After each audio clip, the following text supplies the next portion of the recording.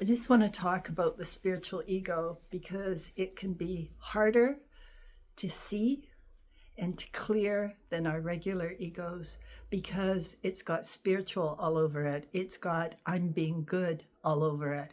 It's got I'm being perfect. This is the only way. All other ways are deluded or even evil. Okay, and this has been a problem with the spiritual journey all along. If you look at our history, it's where the witch burnings came from. It's where the Crusades came from. It's where all the violence comes from. I just want to give you an example of it so that you can be aware. So I know a very dear woman, a very good-hearted woman, and she's separated and divorced from her husband. And she's gone vegetarian and she wants her kids going vegetarian. But when they go stay with the husband, he's not vegetarian. And this really upsets her. And she thinks it won't hold, that the kids will not end up being vegetarians. And vegetarian is good and it's the only right way. Okay, so this is a problem. You can't force anybody to go vegetarian, and certainly you can't force your ex-husband to go vegetarian. Yeah, and sure, it's good to be mindful about killing animals, but, if somebody's eating vegetarian because it's being forced down their throat and they don't want to be vegetarian, one can question whether that's doing them any good, whether their emotional response to it might disrupt their digestion even.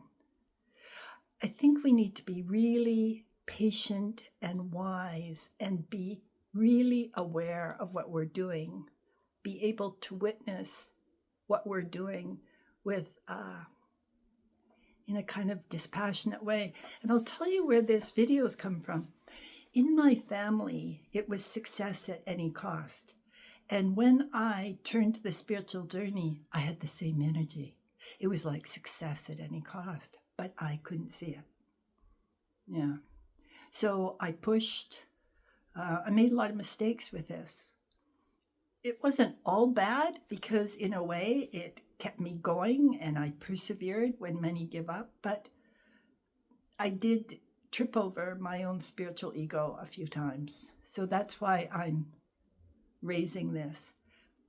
The being of everybody is important. Their happiness is important. We don't really want to disturb people unnecessarily or upset them unnecessarily. Yeah. The best thing we can do is model our goodness, like model a loving way of living. That is what does the most good and changes people the most. Because if they experience compassion from you, they'll know what it is, which is the first step to being able to share it.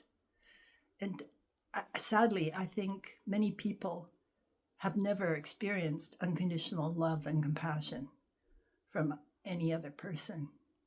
So that should be, I feel, if we're talking about shoulds, that's what would be a good idea for that to be our goal, is to working with ourselves and working with how much are we living our talk.